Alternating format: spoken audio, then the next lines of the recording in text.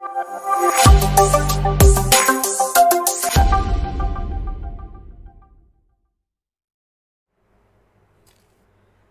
Future চ্যানেলে সবাইকে স্বাগতম। আমি অভিমন্যু। আজ তোমাদের সামনে নিয়ে এসেছি মক টেস্ট নিয়ে।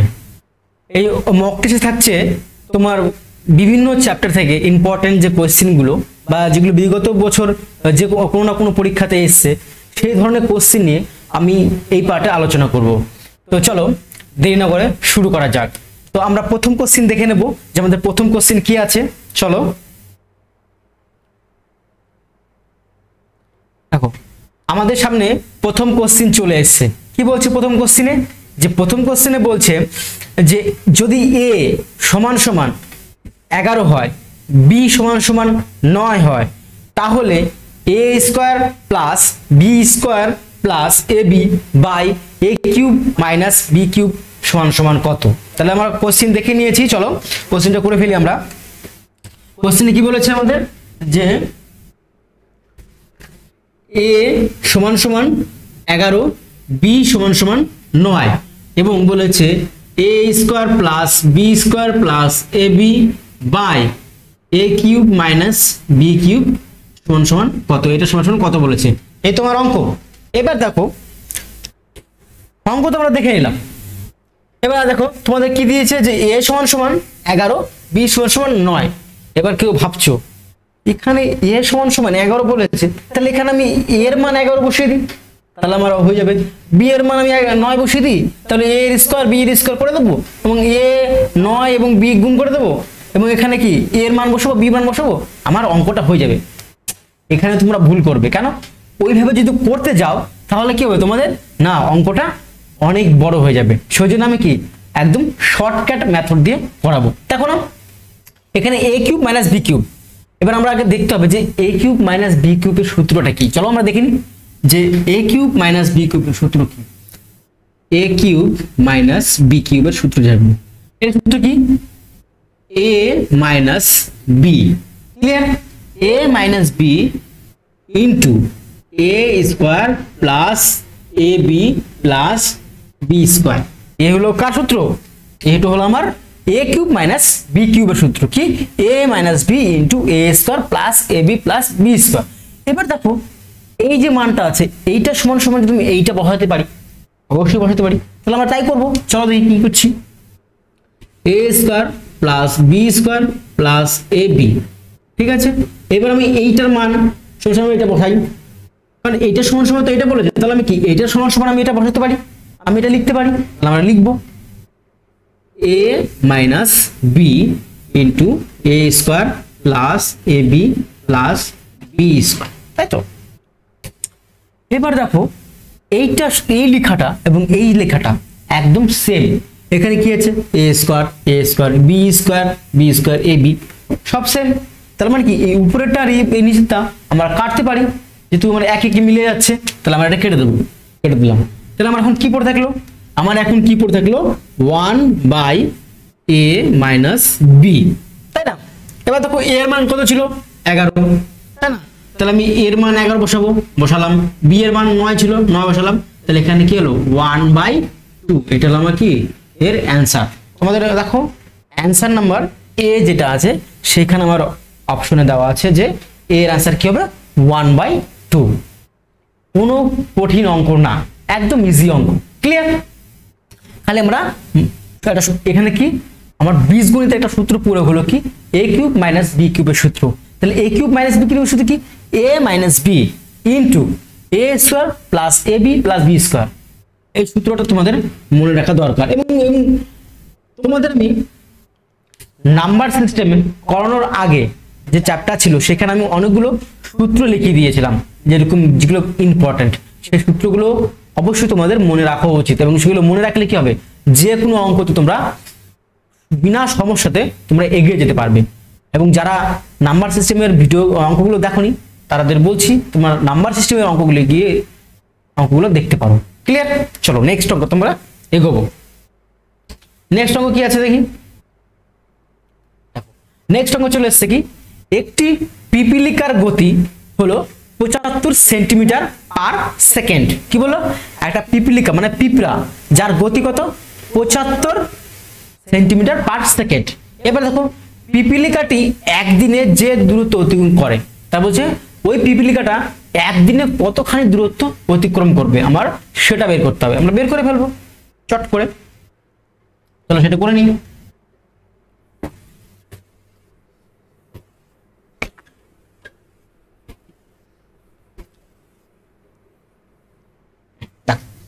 কি বলেছে? একটা পিপিলিকার গতি কত বলেছে? এখান থেকে লিখে সুবিধা হবে।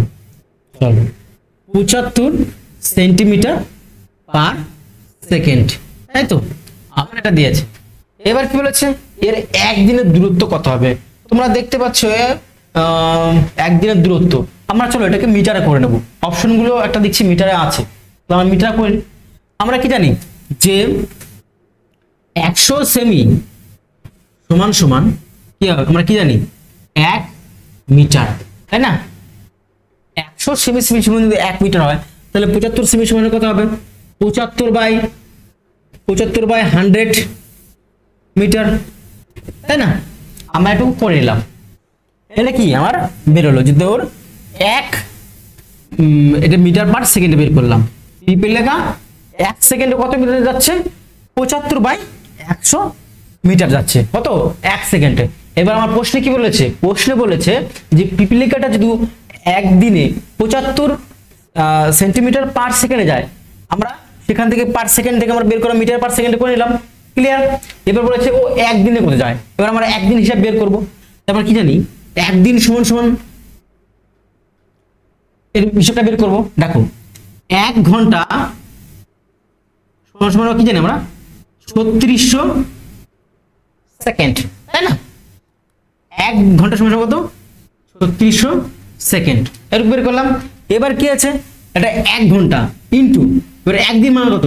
24 ঘন্টা একদিন ইনটু 24 করে দিলাম। তাহলে এটা পুরো আমার একদিনের হিসাব বেরিয়ে গেল। এবার কি বলেছে যে 1 সেকেন্ডে যাচ্ছে কত? 1 সেকেন্ডে যাচ্ছে এত মিটার, তাহলে আমার এত সেকেন্ডে কত যাবে সেটা আমরা বের করবো। তাহলে এটা কি করে বের করবো?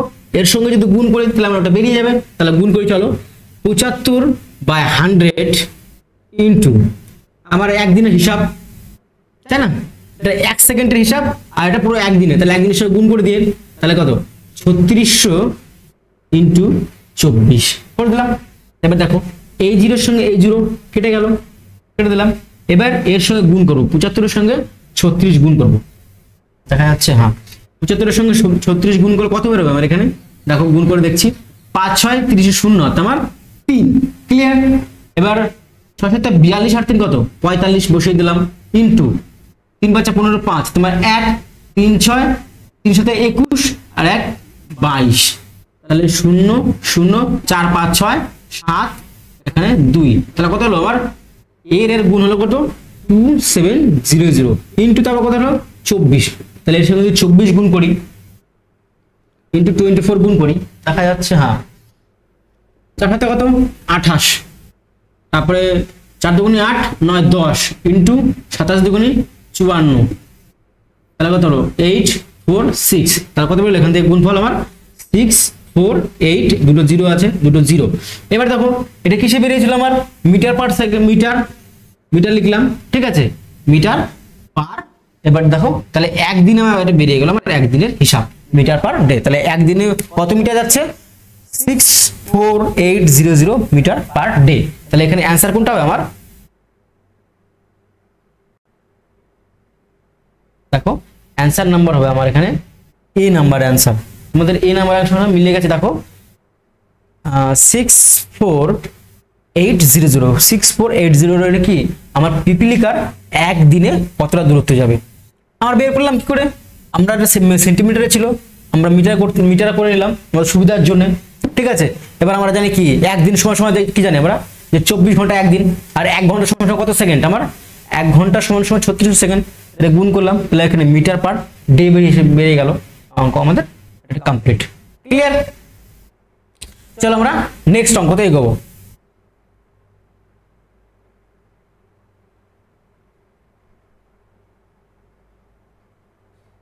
নেক্সট অঙ্ক তোমাদের সামনে চলে এসেছে। একটি শুঁয়োপোকা মাটি থেকে 75 ইঞ্চি উঁচু একটি খুঁটি বেয়ে উঠছে। কি বললো? একটি শুঁয়োপোকা মাটি থেকে 75 ইঞ্চি উঁচু একটি খুঁটি বেয়ে উঠছে। দিনের বেলায় সে 5 ইঞ্চি উপরে ওঠে, আবার রাতের বেলা কি হয় 4 ইঞ্চি সে নিচে নেমে যায়। তাহলে সে খুঁটির উপরে প্রথম কখন পৌঁছবে? তাহলে কি বললো? যে একটা পিপিলিকা আছে বা পিঁপড়ে, ও কি করছে 75 সেমি একটা খুঁটি উপরে উঠবে, তাই না? অঙ্ক কি বলেছে? যে 75 সেমি একটা খুঁটির উপরে উঠবে, কিন্তু তার মধ্যে কন্ডিশন কি দিয়েছে? যে কন্ডিশন দিয়েছে যে ও একদিনে কি করছে 5 ইঞ্চি উপরে উঠছে, কিন্তু আবার কি সে রাত্রেবেলায় 4 ইঞ্চি নেমে যাচ্ছে, তাই না? দেখো এই একটা খুঁটি, এর হাইট কত? 75 ইঞ্চি। ক্লিয়ার? এবার কি বলছে? একটা শুঁয়োপোকা, ঠিক আছে, শুঁয়োপোকা কি করে প্রতিদিন 5 সেন্টিমিটার ইঞ্চি ওঠে, দিনের বেলা উঠছে, এবং রাত্রেবেলা কি করছে আবার 4 সেন্টিমিটার নেমে যাচ্ছে। তাহলে আবার কি নামার সময় কি ধরো এইটুকু 5 সেন্টিমিটার উঠলো, আবার রাত্রেবেলা কি আবার 4 সেন্টিমিটার নেমে গেল, তাই না? এটা কদিনের ব্যাপার? এটা একদিনের ব্যাপার। ভালো করে বোঝার চেষ্টা করবে, অঙ্কটা খুব ভালো। এই অঙ্ক দিয়ে তোমাদের বাদরের অঙ্ক থাকে একটা পরীক্ষায়, যে বাদর একটা তেল মাখানো বাস উঠলো, ঠিক আছে, সে প্রতিদিন 5 মিটার উঠছে, 4 মিটার নেমে যাচ্ছে, এরকম ভেরিয়াস টাইপের থাকে, সেম অঙ্ক। তাহলে কি দেখলো? যে 5 ইঞ্চি উপরে উঠছে আর 4 ইঞ্চি নেমে যাচ্ছে। তাহলে একদিনে কত ইঞ্চি উঠলো? হ্যাঁ ঠিক বলেছো, একদিনে উঠেছো। তাহলে কি বললাম আমি? যে 5 মাইনাস 4 কত? 1 ইঞ্চি, তাই না? তাহলে ও একদিনে কত উঠলো? আমার 1 ইঞ্চি। চলো দেখা যাচ্ছে এখানে একদিনে 1 ইঞ্চি উঠেছে। ক্লিয়ার? তাই না? এবার বলেছে এই 75 সেমি উপরে উঠতে ওর কত সময় লাগবে বা কত দিন লাগবে। এবার দেখো ও কি করছে, প্রথমে ওঠার সময় 5 ইঞ্চি উঠছে, তাই না? এরকম করতে করতে কি প্রথম দিনে 1 ইঞ্চি, দ্বিতীয় দিনে 1 ইঞ্চি, তৃতীয় দিনে 1 ইঞ্চি, এরকম করতে করতে করতে একদিন ভাবছে না স্যার অপশন 75 আছে, এর আনসার 75 হবে না। রে 75 হবে না, কারণ এটা কি দেখো লাস্টের দিন যেটা আছে, আমি আগে লাস্টের দিনের গল্পটাতে যাব, ঠিক আছে? এটা অনেকে ভুল করে, এই যে একদিনে 1 ইঞ্চি উঠছে, তাহলে 75 দিনে 75 ইঞ্চি উঠে যাবে, তাহলে ক্যান্সার হবে কত? 75। এটা সবাই ভুল করে। তাহলে আমরা এবার লাস্টের দিক থেকে শুরু করব। দেখো ও একদিনে কত উঠছিল? 5 ইঞ্চি উঠছিল, তাই না? এবার যেদিনকে ওর দিনের বেলা যখন উঠে যাবে বাসের উপরে, তবে কি আর তার নামার সে আর নামবে কি? ধরো এই একটা বাস আছে, এবার দেখো লাস্টের দিন যখন 5 ইঞ্চি উপরে উঠবে, ঠিক আছে, সে তো উপরে উঠেই গেল, তখন তো আর স্লিপ করবে না, তাই না? তাহলে এখানে কি করবো আমরা? যে 75 আছে তার থেকে আমরা আগে 5 মাইনাস করবো। আবার ভালো করে বলছি শোনো, যখন লাস্টের দিকে চলে আসবে, যখন আর 5 সেন্টিমিটার বাকি আছে, তাই না? কারণ তো একদিনে কি দিনের বেলা কি করে 5 ইঞ্চি উপরে ওঠে, তাই না? তাহলে সে দিনের বেলা যখন 5 ইঞ্চি উপরে উঠে গেল লাস্টের পজিশনে, তখন সে উপরে উঠে গেল, আর তো সে নামবে না, না সে তো উঠে গেছে উপরে, স্লিপ করার কোনো দরকার নেই। এখানে কোশ্চেনটা যদি বলতো যে তেল মাখানো বাস আছে, তাহলে আরো ভালো বোঝা হতো, তোমাদের ভালো সুবিধা হতো। তাহলে এখানে কি এ আর নিচের দিকে পড়তো না, ঠিক আছে? এই অঙ্ক সেম একটা অঙ্ক আছে তোমাদের ব্যাঙের অঙ্ক, যে একটা কুয়োতে লাফ দেয়, 4 লাফ দেয় আবার 3 লাফ নেমে যায়, একটা কুয়ো থেকে উঠতে তো কতদিন সময় লাগে, সেম অঙ্কর মতন। তাহলে কি সে কুয়োর উপর যদি উঠে যেত, ঠিক আছে, লাস্টের লাফ দেওয়ার পর উঠে যাবে, তারপর শেষ পড়বে, সে আর পড়বে না, কারণ সে তো ডাঙায় চলে এলো, তাই না? ঠিক সেই অঙ্ক। তাহলে এখানে কি দেখতে পাচ্ছি আমরা? যে লাস্টে দিন আমার কত আছে, টোটাল আছে কি 75 ইঞ্চি। এবার তার থেকে একদিনে কত নামবে, উঠে কত 5 ইঞ্চি, তাহলে 5 ইঞ্চি মাইনাস দিলাম, তাহলে কত হলো? তাহলে কত 70 ইঞ্চি। তাহলে কি ও প্রথম 70 ইঞ্চি কতদিন উঠবে? কারণ প্রত্যেক দিনই কত 1 ইঞ্চি 1 ইঞ্চি করে উঠছে, তাহলে আমার 70 ইঞ্চি উঠতে কত লাগবে সময়? আমার এখানে দিলাম 70 ইঞ্চি, ঠিক আছে? এই 70 ইঞ্চি উঠতে সময় লাগবে 70 দিন, এবং প্লাস লাস্টের দিন একদম চূড়ান্ত জায়গায় চলে এসছে, লাস্ট দিন তখন কি আর একদিনে টাক করে উঠে গেল, ঠিক আছে? তাহলে যখন ওই 5 ইঞ্চি উঠতে আমার একদিনই লাগবে, তাই না? তাহলে প্লাস 1, তাহলে এখানে কত বলবো আমার आंसर 71 দিন। আশা করি তোমরা বুঝতে পেরেছো, খুব সুন্দর একটা অঙ্ক। এরকম অঙ্ক 3 রকম স্টাইল থাকে, ব্যাঙ, বাদর আর এই দেখলাম শুঁয়োপোকা। চলো নেক্সট কোশ্চেন আমরা এগোবো।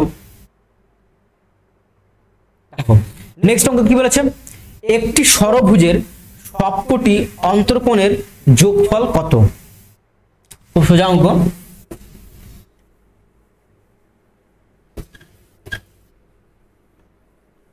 একটি ষড়ভুজ বলেছে, তাই না? ষড়ভুজটা কেমন, যার 6টা বাহু থাকে তাকে ষড়ভুজ বলে। পঞ্চভুজ কাকে বলে, যার 5টা বাহু।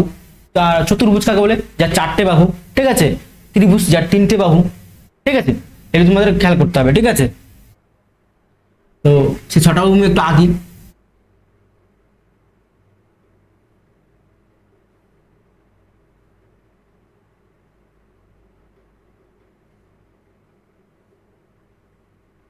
দেখো 1 2 3 4 5 6, এটা ষড়ভুজ। ছবিটা যদি ভালো হয়নি, ঠিক আছে, ওটা বানানো করে নাও।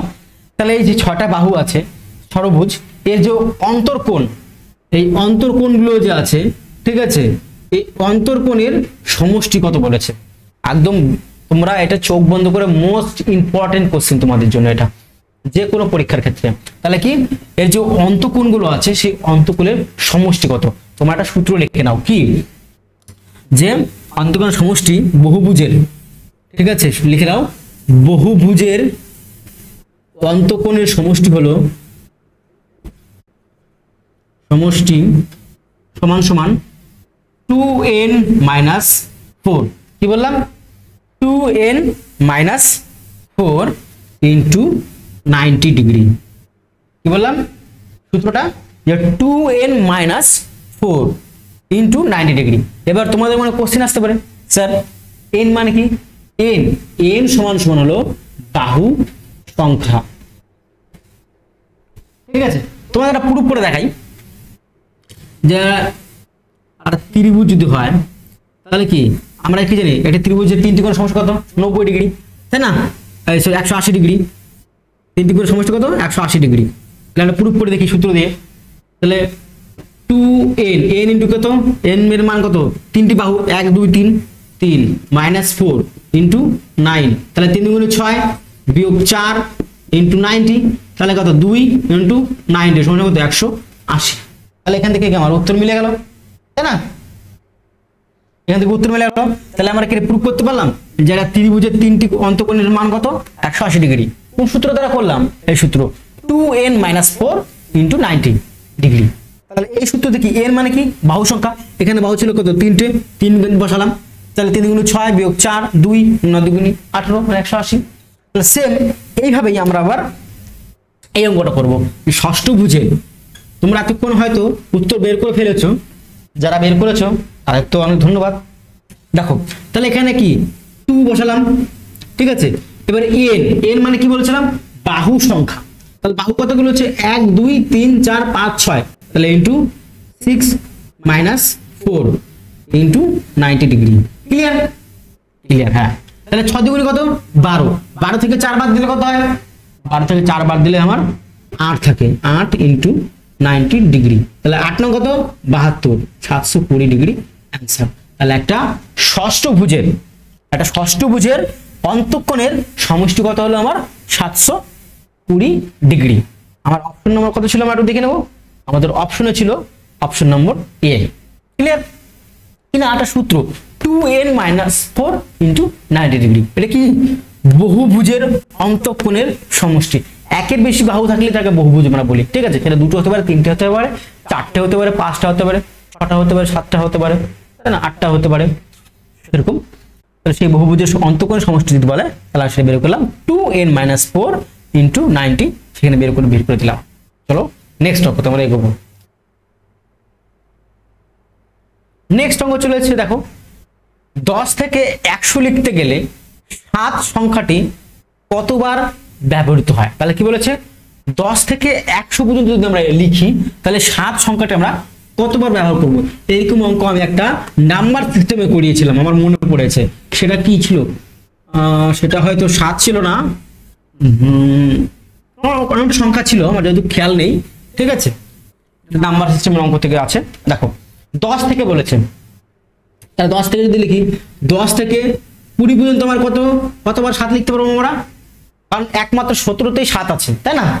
তাহলে এখানে কি একবার, 17তে 7 হয়, 10-এর পরে 11, 12, 13, 14, 15, 16, 17তে একটা 7 আছে। ক্লিয়ার? তারপরে কত? 21 থেকে 30, এখানে কয়বার আছে? এখানে 27 একবার আছে, একবার হয়ে গেল। এবার 31 থেকে 40, এখানে কয়বার আছে? এখানেও একবার 37-এ 37-এ। 40 থেকে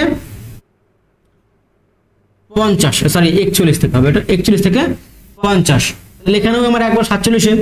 তারপরে 51 থেকে 60-এ, এখানে কত আছে আমার? একটা। এবার 61 থেকে 70-এ। এইবার হলো কাহিনী। দেখো 61-এর পরে 62, 63, 64, 65, 66, 67, 67-তে একটা 7 আছে, ঠিক? 68, 69, 70, 70 একটা আছে, তাহলে না 70 একটা আছে, তাহলে এখানে কত? দুটো হলো। ক্লিয়ার? এরপরে 71 থেকে কত আমার? 80 পর্যন্ত। তাহলে 71 পরে দেখো এখানে আমি লিখে দেখাচ্ছি। 71 একটা আছে, 72-এ আছে, 73-এ আছে, 74-এ আছে, 75-এ আছে, 76-এ আছে, 77-এ আছে, 78-এ আছে, 79-তে আছে, 80-তে আর হবে না। তাহলে কটা হচ্ছে? 1, 2, 3, 4, 5, 6, 7, 8, দুটো আছে কিন্তু 77-এ দুটো। আবার বলছি 1, 2, 3, 4, 5, 6, 7, 8, 9, 10, তাহলে এখানে কত হলো আমার? 10টা। এবার কত আছে? 81 থেকে 90-এ একটা, ঠিক আছে? আর 91 থেকে 100-এ, ঠিক আছে? তাহলে এবারে 100 পর্যন্ত হয়ে গেল আমার। এবার যোগ করি, 1, 2, আমি এখান থেকে করি 1, 2, 3, 4, 5, 6, 7, 8, 9, 9 যোগ 10 কত আমার? 19। তাহলে আমার 10 থেকে, তাহলে 10 থেকে 100 অব্দি লিখতে আমার 7 কতবার লিখতে পারছে? আমাদের 19 বার। তাহলে অ্যান্সার কত হবে আমাদের? Answer B, option number B. চলো নেক্সট অঙ্ক। নেক্সট অঙ্ক চলে এসেছে। কি বলেছে? একটি বৃত্ত এবং বর্গক্ষেত্রের ক্ষেত্রফল সমান, ওই বর্গক্ষেত্রের বাহু এবং বৃত্তের ব্যাসার্ধের অনুপাত কত? কি বলেছে? একটি বৃত্ত মানে সার্কেল, ঠিক আছে, এবং বর্গক্ষেত্রের ক্ষেত্রফল সমান, এবং ওই বর্গক্ষেত্রের বাহু ও বৃত্তের ব্যাসার্ধের অনুপাত কত? চলো আমরা বের করবো, কোনো কঠিন নেই।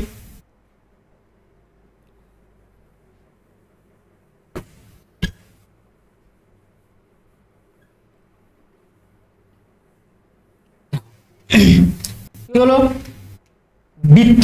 বৃত্তর ক্ষেত্রফল আর বর্গক্ষেত্রের ক্ষেত্রফল কি বলেছে? সমান। তাহলে আমরা আগে জানতে হবে বৃত্তর ক্ষেত্রফলের সূত্র কি আর বর্গক্ষেত্রের ক্ষেত্রফলের সূত্র কি। এই দুটো আমরা যদি জানি তাহলে আমাদের অঙ্কটা হয়ে যাবে। চলো তাহলে বৃত্তের এরিয়া বা ক্ষেত্রফল, বৃত্তের ক্ষেত্রফলের সূত্র আমরা জানি কি? পাই আর স্কয়ার। আর বর্গক্ষেত্রে কি আছে? বর্গক্ষেত্রের ক্ষেত্রে হবে আমার বাহু স্কয়ার বা এ স্কয়ার। ক্লিয়ার? এবার কি বলেছে? ওই বর্গক্ষেত্রের বাহু আর বৃত্তের ব্যাসার্ধ। এবার আমাদের জানতে হবে এখানে আর মানে কি? বৃত্তের ক্ষেত্রের সূত্র কি? পাই আর স্কয়ার। এই আর মানে হলো আমার ব্যাসার্ধ। ক্লিয়ার? আর এখানে বাহু মানে তো বাহু স্কয়ার মানে কি? বাহু আছে, তাহলে বাহু জেলাম এ, একটা এ মানে, ঠিক আছে?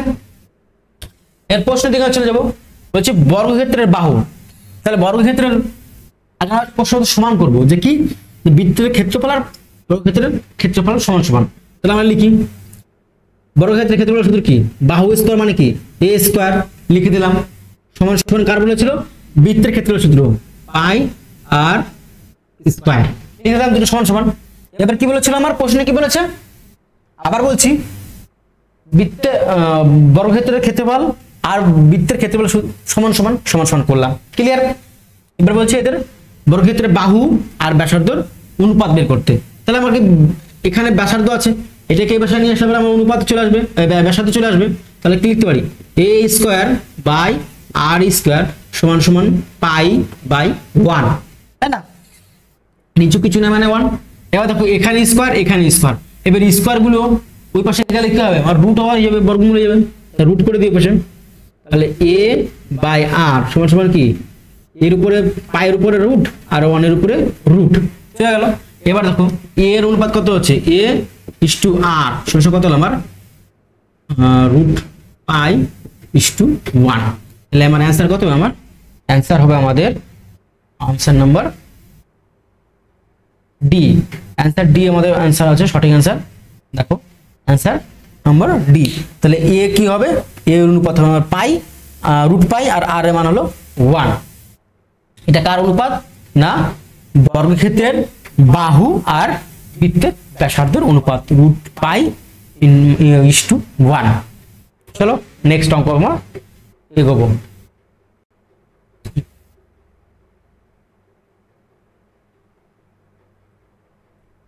নেক্সট অঙ্ক চলে আসে, দেখো কি বলেছে, এ এবং বির মাসিক বেতন অনুপাত 2:3। যদি প্রত্যেকের মাসিক বেতন 300 টাকা করে বৃদ্ধি পায় তবে ওই অনুপাত 13:19 হয়। তাহলে এ এর মাসিক বেতন কত? চলো এর মাসিক বেতন বের করবো।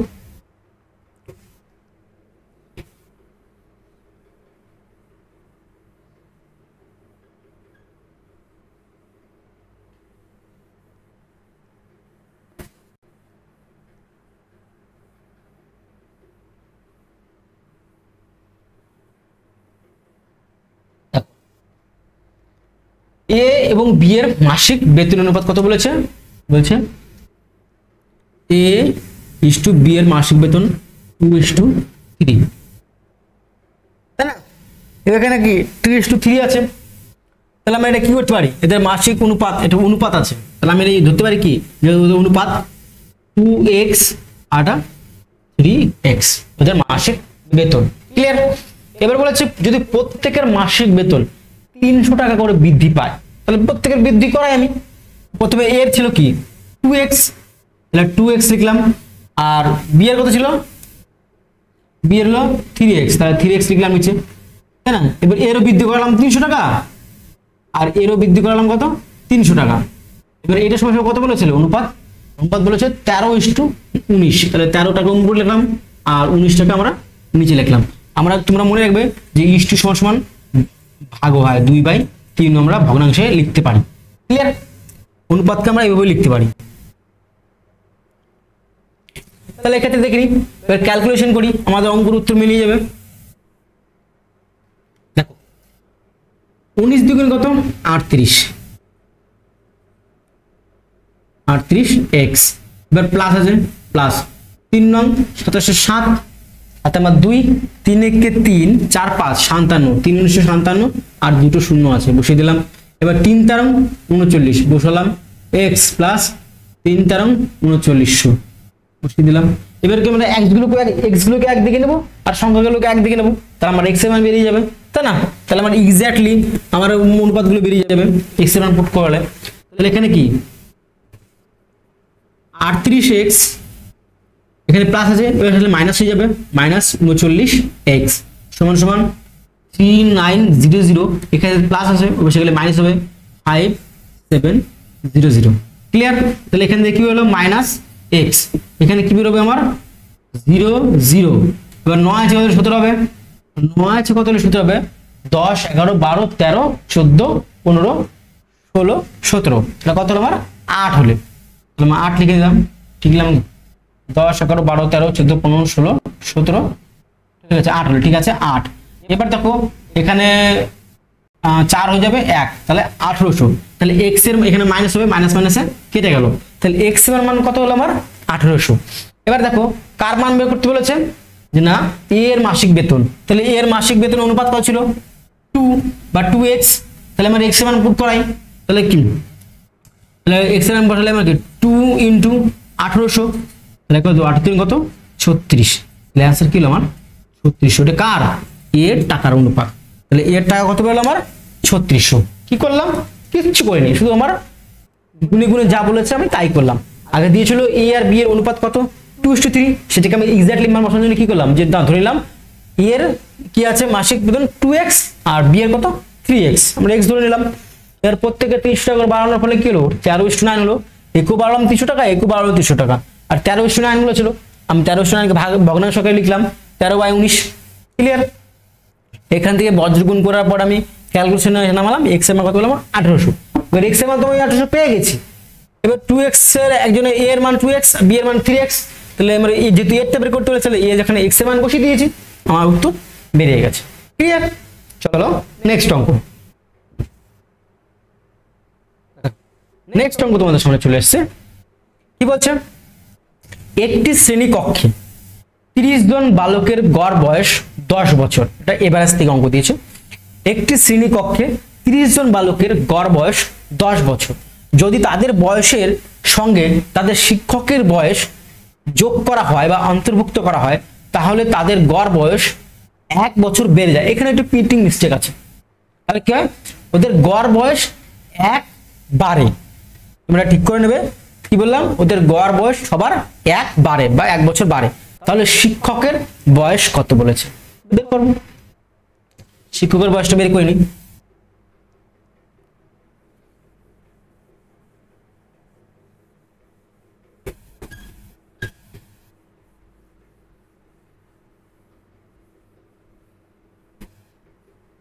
দেখো কি বলেছে?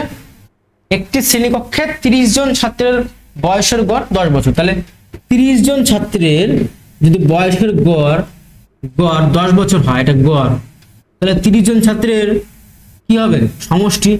কারণ আমার গড়ের অঙ্ক সমষ্টি বের করতে হয় টোটাল। তাহলে কত হবে আমার? 30 × 10 কত আমার? 300। ক্লিয়ার? 300 কি বছর। তাহলে 30 জন ছাত্রের সমষ্টি কত হলো? সমষ্টি বয়স 300 বছর। ক্লিয়ার? এবার কি বলেছে? যে যদি তাদের বয়সের সঙ্গে শিক্ষকের বয়স যোগ করা হয়, তাহলে ওদের গড় বয়স কত হয়? 1 বছর বাড়ে। আগে গড় বয়স কত ছিল আমার? 10। তাহলে এখন কত হবে? 1 যেহেতু বাড়ছে, তাহলে 10 আর 1 যোগ কত? তাহলে বর্তমানে শিক্ষকের অ্যাড হওয়াতে শিক্ষক যুক্ত হয়। তাহলে বয়সের গড় কত বললো? আগে ছিল 10 + 1, তাহলে আমার 11 হলো গড়। তাহলে আমার এখনো কি লোক সংখ্যা কত হলো?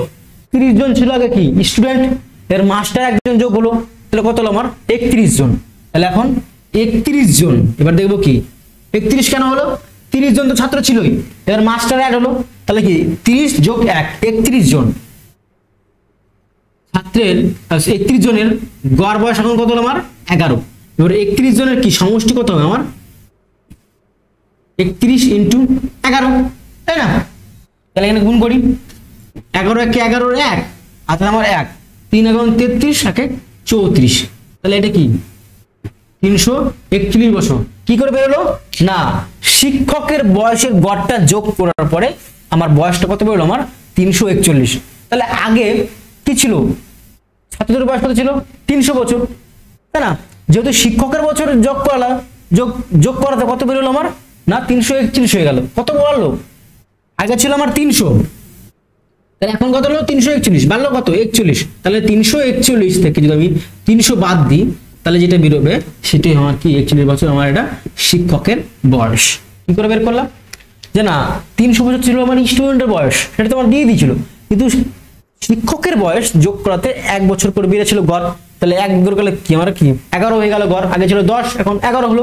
তাহলে 11 হলো কি এটা 31 জনের। তাহলে 31 জনের এখন বয়স সমষ্টি করতে হবে। গুণ করলাম 341, এটা 31 জন। তার মানে এখানে শিক্ষকটাও যুক্ত আছে। শিক্ষকের যুক্ত থাকাতে শিক্ষকের থেকে ছাত্রের বয়স বাদ দিলাম। তাহলে আমার এখান থেকে শিক্ষকের এক্স্যাক্টলি যে বয়সটা আমার সেটা বেরিয়ে গেল। সেটা কত? আমার 41 বছর। ক্লিয়ার? নেক্সট অঙ্ক আমরা এগোবো। নেক্সট অঙ্ক চলে এসছে।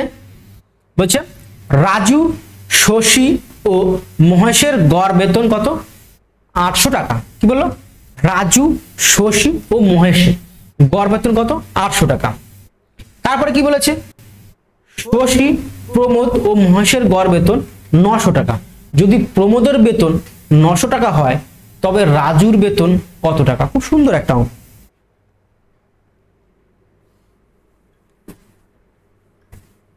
তোমাদের যদি কোনো অঙ্ক বুঝতে অসুবিধা হয়, আমাকে কমেন্ট করে জানাবে যে এই অঙ্কটা বুঝতে পারিনি। আমি নেক্সট ডেতে আবার তোমাদের সেই অঙ্কটা করে দেব। কি বলেছে? রাজু, আর পর রাজু লিখলাম, রাজু প্লাস, তাই না? কার? শশী, মানে এস শশীকে এসে লিখলাম প্লাস আর বলেছে মহেশ মানে এম, এদের তিনজনের বয়সের গড় বেতন, তাহলে 1 2 3 এদের গড় কত? গড় বেতন হলো আমার 900 টাকা। তাহলে তিনজনের গড় বেতন যদি 900 টাকা হয় তাহলে তিনজনের সমষ্টি কত হবে? তাহলে আমরা 3 দিয়ে গুণ করবো, আগের অঙ্কটাতে করলাম, তাহলে 3 দিয়ে গুণ করে দিই, তাহলে সমষ্টি বেরিয়ে যাবে। সমষ্টি বের হবে কত আমার? 3 নং 27 2700 টাকা। কি হলো? একটু বোঝা গেল? পরের ক্ষেত্রে আবার কি বললো? শশী, প্রমোদ আর মহেশ। শশী প্লাস প্রমোদ প্লাস মহেশ মানে এম, এদের বয়সের গড় কত বলেছে? শশী, প্রমোদ ও মহেশের গড় বেতন 900 টাকা। ঠিক আছে, এখানে কার বলো? শশী, প্রমোদ আর মহেশের গড় বেতন কত? 900। তাহলে সমষ্টি এখানে বের করবো আমরা, 3 দিয়ে গুণ, হয়তো 3 নং 27 বেড়ে গেল এত টাকা। কিন্তু এবারে কন্ডিশন বলেছে, কি বলেছে? যে না, যদি প্রমোদের বেতন 900 টাকা হয়, এখানে কার বেতন বলেছে? প্রমোদ ব্যাটার বেতন, ওর বেতন আবার কি বলেছে? যে 900 টাকা। তার মানে কি তিনজনের সমষ্টি কত ছিল? 2700 টাকা। তারপরে কি তাহলে এখানে প্রমোদের বয়স তো বেরিয়ে গেল আমার কত? 2700 টাকা। এই সরি, প্রমোদের বয়স আমার কত দিয়েছে? 900 টাকা। তাহলে 2700 থেকে 900 বাদ দিলে আমার কার কার বেতন বেরোবে? আমার শশী আর মহেশের, তাই না? প্রমোদের বয়স টাকা যদি বাদ দিই, প্রমোদের তো 900 দিয়ে দিয়েছে, যে এর এক্স্যাক্টলি বেতন কত? 900 টাকা। তাহলে এই 900 টাকা যদি বাদ দিই এখান থেকে, তাহলে কার বেতন করে থাকবে? শশী প্লাস মহেশ। সেটাই করব। শশী প্লাস মহেশের বেতন বের করতে গেলে আমরা কি করব? 2700 থেকে 900 বাদ দেব। তাহলে কত হলো আমার? 0 0 9 14 17 হবে 8 1800। তাহলে 1800 টাকা কার বেতন হলো? 1800 টাকা শশী প্লাস মহেশের। ক্লিয়ার? এইটুক আশা করি বুঝেছ। এরপরে কি বলেছে? যে যে তবে রাজুর বেতন কত? রাজু বেটা কোথায় আছে? রাজু বেটা আছে এইখানে, তাই না? তাহলে এইখানে যদি রাজু থাকে,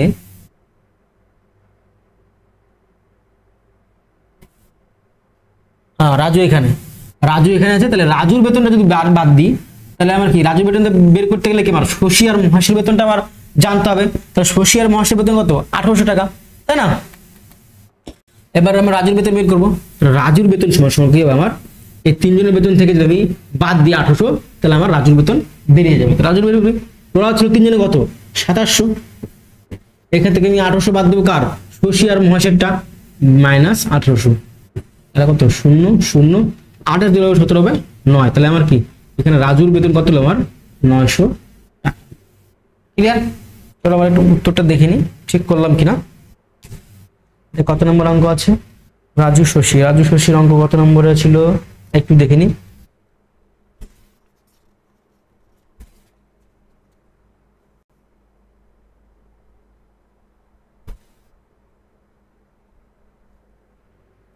সরি সরি সরি, অঙ্কটা একটু ভুল হয়ে গেছে।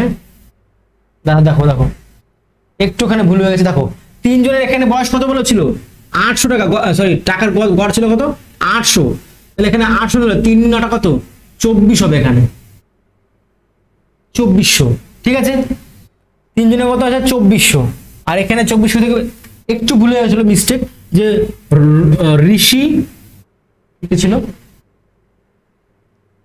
রাজু, রাজু শশী আর মহেশের গড় বেতন ছিল 800 টাকা। তাহলে সমষ্টি কত হবে? 3 আর 2400। একটু এখানে বলে 2700 করে দিয়েছিলাম। এবং এদের শশী, প্রমোদ আর মহেশের কত? 900 টাকা এখানে ছিল। তাহলে এইখান থেকে আমি যদি বাদ দিই 800, তাহলে কত হবে আমার এখানে? 2400 থেকে, যেহেতু আমার তিনজনের ছিল কত? 2400। এই তিনজনের বয়স ছিল 2400। তার থেকে আমি রাজুরটা বের করবো, 1800টা বের করবো এখানে, তাই না? এখানে কি ছিল?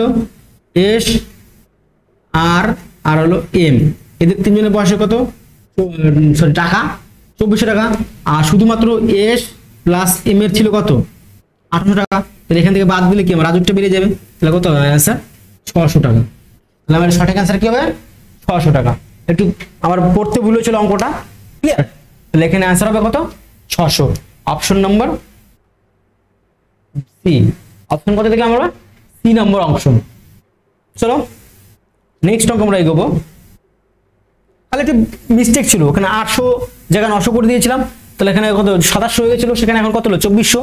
আর এখানে তিনজনের তো কত 2700 বেরিয়ে গেল, 2700 থেকে আমি 900 বাদ দিলাম প্রমোদেরটা, তাহলে আমার কি শশী আর মহাশেরটা বেরিয়ে গেল, আর শশী আর মহাশেরটা থেকে তিনজনের থেকে বাদ দিলাম, বেরিয়ে গেল রবিরটা। চলো নেক্সট কোশ্চেন দেখো। নেক্সট কোশ্চেন কি বলেছে,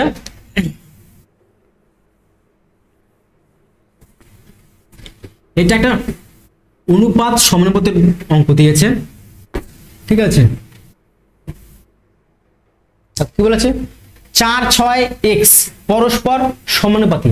কি বলছে যখন অনুপাত যখন সমান হবে, ঠিক আছে, দুই অনুপাত যখন সমান হয় তাকে আমরা সমানুপাতি বলি। যখন 2:3 সমান সমান 6:9, এই দুটোকে আমরা কি বলতে পারি সমানুপাতি। কেন, যে এই যে অনুপাতটা আছে 2:3, ঠিক আছে, এবার এখানে কাটাকাটি করলে কি এখানেও 2:3 হবে, তাই না? 3 দিয়ে কাটি 3 × 6 3 × 9, তাহলে কি এই 2:3 আর 6:3 এগুলা কি পরস্পর কি সমানুপাতি। ঠিক এখানে আমরা এই ব্যাপারটাই করব। দেখো কি বলেছে 4, 6x এখানে পরস্পর সমানুপাতি, তাহলে আমরা এখানে কি করতে পারি যে 4:6:6:x আমরা লিখতে পারি, তাই না? তাহলে এখানে 4:6 লিখলাম আর এখানে 6:x লিখলাম। এখানে বলছে মানে এই x এর জায়গায় আমরা এখানে কত হবে তাহলে সেটা বের করব। এটাকে বলে আমার তৃতীয় সমানুপাতি বলে অনেকে, ঠিক আছে। এখানে বের করি 4/6, এখানে সমান চিহ্ন হবে সমান সমান 6/x। এবার কাটাকাটি করি 2 দিয়ে 2 3, 2 দিয়ে কাটি 3, তাহলে x এর মান কত হলো আমার, x এর মান কত আমার 3 3 9। তাহলে মানে এখানে কত বসতো তোমার 9। এই সংখ্যার এই অনুপাত আর এই অনুপাত যদি সমান করতে হয় তাহলে আমার x এর জায়গায় কত বসাতে হবে 9। তাহলে প্রুফ করে দেখি 4:6 সমান সমান 6:9। তাহলে কাটাকাটি করি 2:3 আর এখানে 2:3, তাহলে মানে কি এটা পরস্পরের সমানুপাতি। ক্লিয়ার? কি করলাম 4:6 করলাম আর সমানুপাতি চিহ্ন বসালাম 6:6, x এর মানটা বের করতে হবে যে x এর মান কত বসালে হবে। এক্ষেত্রে করলাম এটা বাই করলাম, কারণ আমি আগে বলেছিলাম যে ইস্টুকে আমরা ভগ্নাংশ লিখতে পারি 2/3 এভাবে লিখতে পারি, লিখে দিলাম আমার অঙ্ক হয়ে গেল। এইসব অঙ্ক তোকে লেট করা যাবে না, একদম চোখের পলকের জন্য অঙ্ক হয়ে যায়। ক্লিয়ার? নেক্সট অঙ্ক আমরা এগোবো।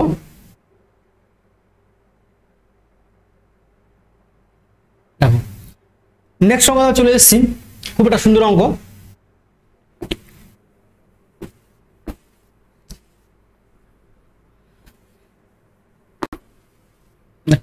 অঙ্কতে কি বলেছে যে 216 পাওয়ার কি বলেছে 2/3 ভাগ p²/9 পাওয়ার -3/2 সমান সমান 2 এর পাওয়ার x 3 এর পাওয়ার y p এর পাওয়ার z হলে তাহলে x y z এর মান কত। খুব সুন্দর একটা অঙ্ক। তাহলে আমরা চলো করি।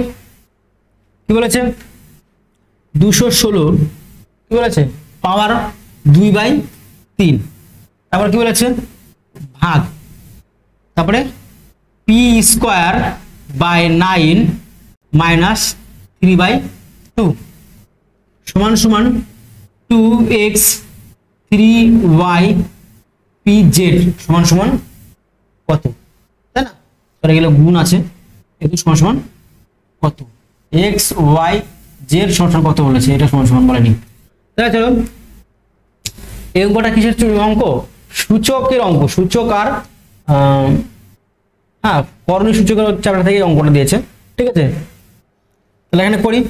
দেখো এইটাকে আমরা কি লিখতে পারি 216।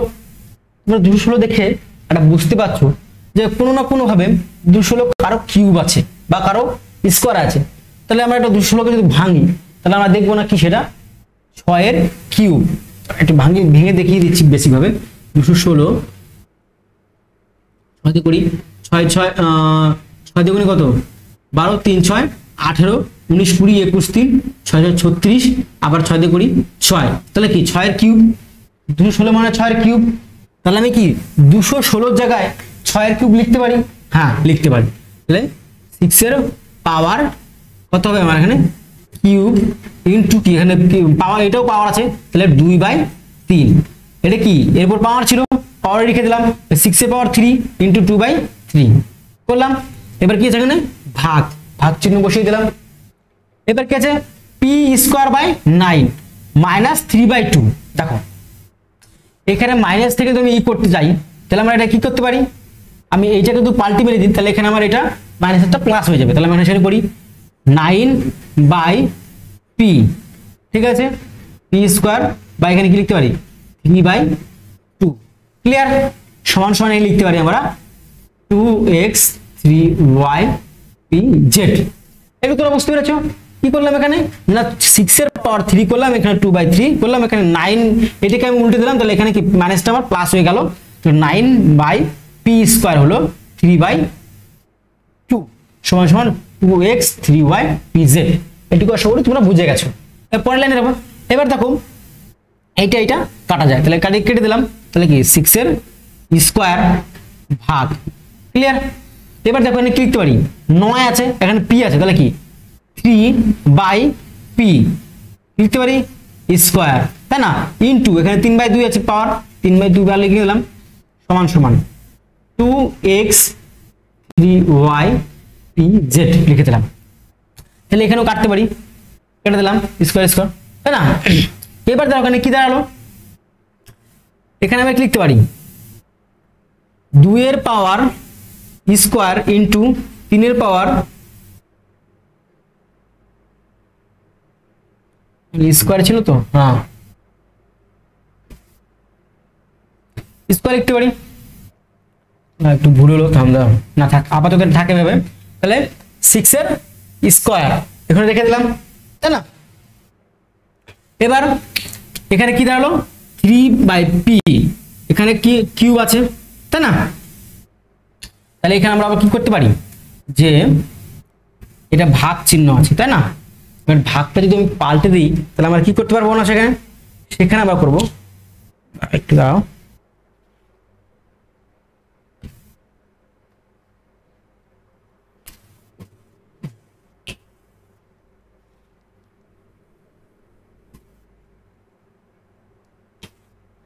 দেখো এবার দেখো আমি এটা কি লিখতে পারি যে 2 এর পাওয়ার স্কয়ার ইনটু 3 এর পাওয়ার স্কয়ার, তাই না। তাহলে 3 × 6 আর এখানে আমি এই করে দিলাম, তাহলে এটা আমি লিখতে পারি, ক্লিয়ার। এবার এখানে ভাগ চিহ্ন আছে সেটা আমি করলাম, তাই না। এখানে আমি এটাই করলাম 2 এর পাওয়ার স্কয়ার 3 করলাম। এবার দেখো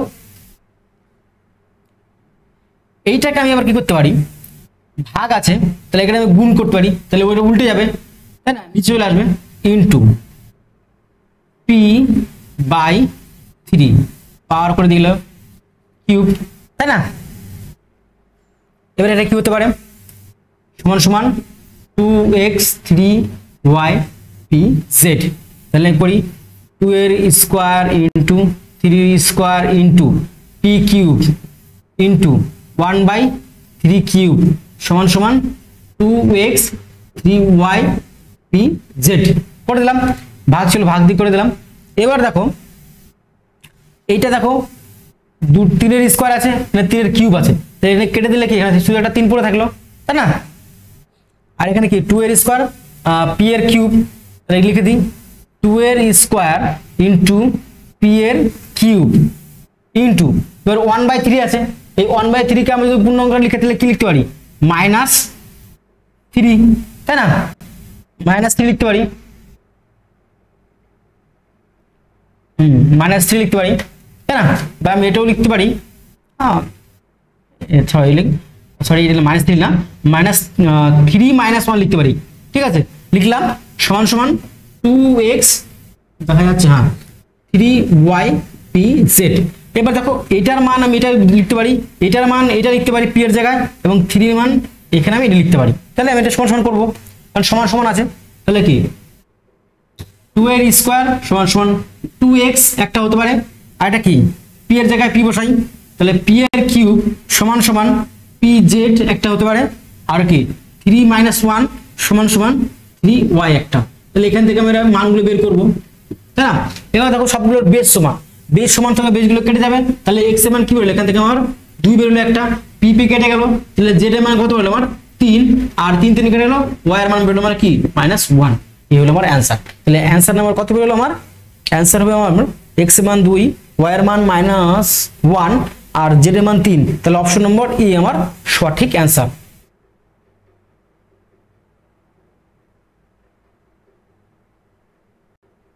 তাহলে কি দেখলাম যে অপশন নাম্বার এ আমার সঠিক অ্যান্সার। আমি আবার বলছি অঙ্কটা বোঝাচ্ছি তোমাদের।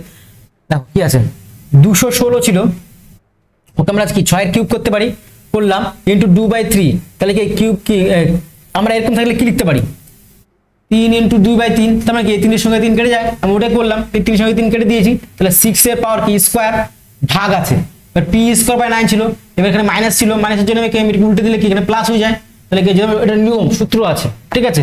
তাহলে 9/p স্কয়ার বাই নাকি, এবার এটা কি 9 আছে এখানে p আছে, তাহলে লিখতে পারি 3/p, মানে স্কয়ার করলে মানে কি একই আসবে, 3 3 9 p স্কয়ার ইনটু 3/2, এই দুই কেটে গেল, তাহলে এখানে p এর কিউব হলো, সমান এটা যা ছিল লিখে দিলাম। এখানে আমি এটাকে ভাঙলাম, কি করলাম 2 এর স্কয়ার আর 3 এর স্কয়ার, তাই না, ভেঙে দিয়ে আমি এখানে করলাম ইনটু, ভাগের নিচে চলে আসবে, কারণ কি 6 এখানে দেখাচ্ছি, ভাগ থাকলে কি 6 ভাগ যদি 2 থাকে আমরা কি করি 6/2 করতে পারি, তাই না, বা এরকম লিখতে পারি 6 ইনটু 1/2। আমি সেখানে এটাই করলাম, এটা ভাগ করতে মানে উল্টে যায়, তাই না, এটাকে আমি উল্টে দিলাম, এখানে করলাম, তারপর এখানে মান করে কাটাকাটি করে বের করে দিলাম এটা, ঠিক আছে। তারপরে কি করলাম স্কয়ার ছিল, এখানে 3 এর স্কয়ার ছিল, এখানে 3 এর 3টে ছিল, তাহলে এখানে 1 হয়ে গেল, তাই না, একটা 3, এটা এবার উপরে চলে গেল কি -1 হয়ে যায়, এখানে -1 লিখলাম, তাহলে 3 এর সঙ্গে সমান করলাম, পি এর সঙ্গে সমান করলাম, আর 2 এর সঙ্গে সমান করলাম, তাহলে এখান থেকে মান বেরিয়ে গেল 3টের মান, x এর মান 2, z এর মান 3, y এর মান -1। এই হলো আমাদের লাস্ট অঙ্ক। তো আমাদের আজকে ক্লাস এখানে শেষ করছি, আগামীকাল আবার দেখা হবে নতুন কোনো অঙ্ক নিয়ে। চলো সবাই সুস্থ থেকো, ভালো থেকো, সবাইকে অনেক অনেক শুভেচ্ছা, ঠিক আছে, রাখছি।